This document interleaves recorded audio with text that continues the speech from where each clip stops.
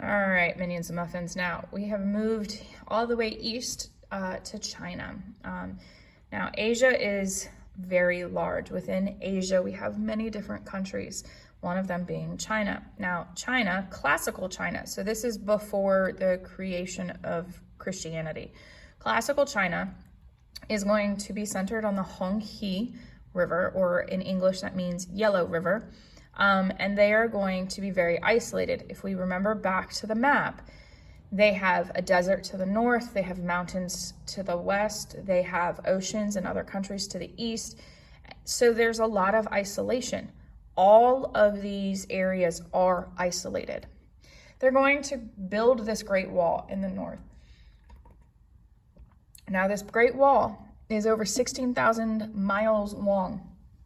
And originally, it's going to be built not by the emperor. It's originally going to be built by individual landowners that are protecting their land from the Mongols in the north. What happens is that the emperor sees that his individual landowners are building these walls, and he says, oh, well, that's a really good idea. So I should do that so I can say that I am protecting my people. The Qin Huangdi is the dynasty, the Chinese dynasty that's actually going to start this. And they're going to build it in particular to keep out the Mongols. Because the Mongols, if you've ever seen the movie Mulan, either version, the Mongols are trying to take over China. China has really good resources, really good food, lots of land, lots of people. And so it's really important to realize that resources are just as important as land and food. Now, when did this happen? It's around 1500 BCE, so 1500 before the birth of Jesus and the birth of Christianity. And then we've got people who are ruling. These are dynasties. It's a succession of ruling families. It's going to be passed down from father to son. These cultures are very different from ours. And so they're going to have lots of children because at that time, not all children are going to make it to adulthood. So the emperor is going to ensure that by having lots of children. And they're only going to be given the right to rule through the mandate of heaven. Their gods are going to give them, according to the mandate of heaven, give them the right to rule only if they are just and fair. Now, if somebody is beheaded or doesn't have an heir or loses a war, they are going to be said to have lost the mandate of heaven. So it's still a mixing of government and religion. Within China, we have some of the largest trade markets. They are going to create two of the largest trade routes with the Silk Road and the Maritime Trade Route. Mainly at first along the Silk Road. Now the Silk Road is going to go from East China all the way to the Roman Empire or the Mediterranean Sea. And they are going to, the big piece is silk. However, there are so many other things that are going to be traded along the way. Okay, so they're going to trade the civil service system. Now, this is a belief that you should work for the government. This was created by one of the major religions in China called Confucianism, and it's going to create jobs such as education, the police force, the mail carrying system, every type of job that works for the government other than the military.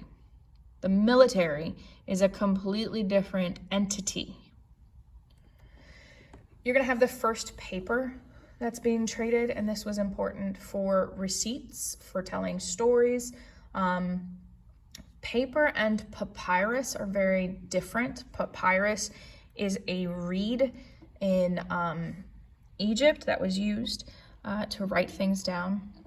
In other civilizations, you're going to have people writing on stone tablets, but China is going to not only encourage paper, but also paper money.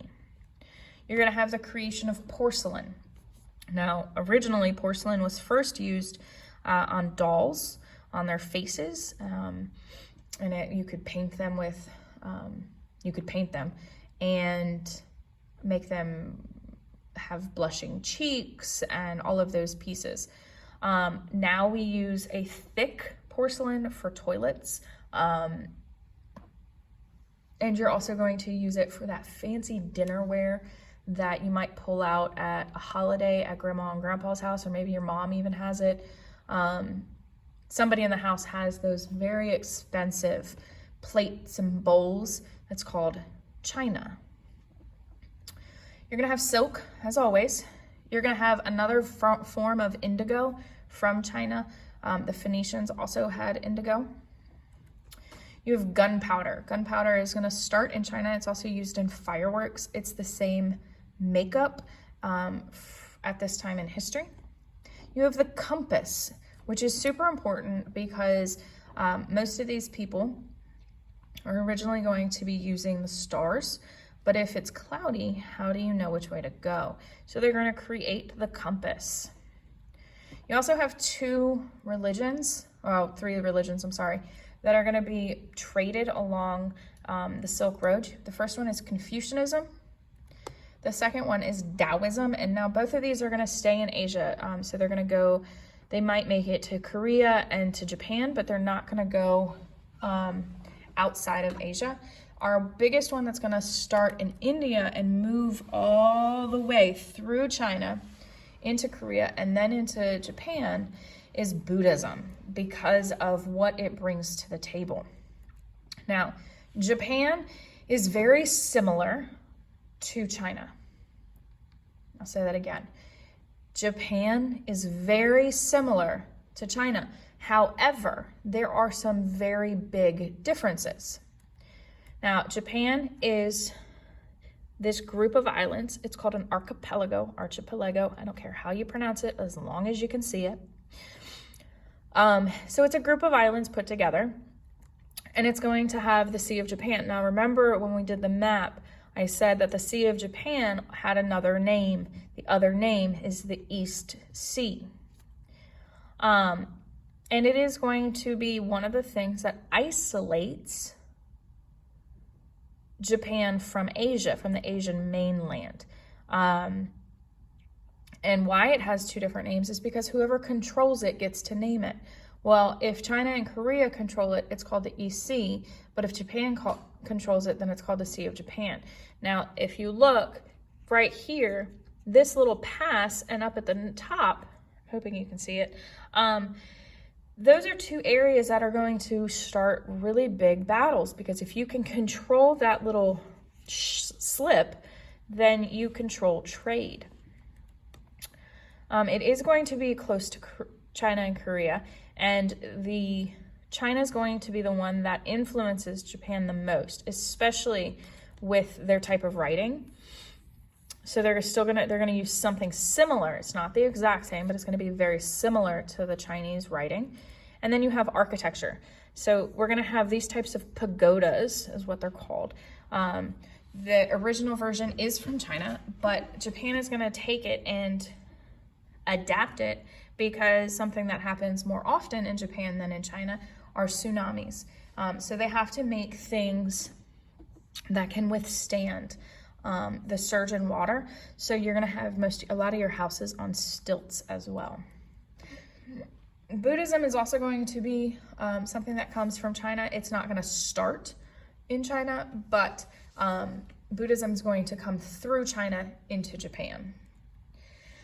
So when we look at Japan, remember how I said it's influenced by China. It's very similar to China, but it's not exact. So even though Buddhism comes from China, Japan's going to have its own religion called Shintoism.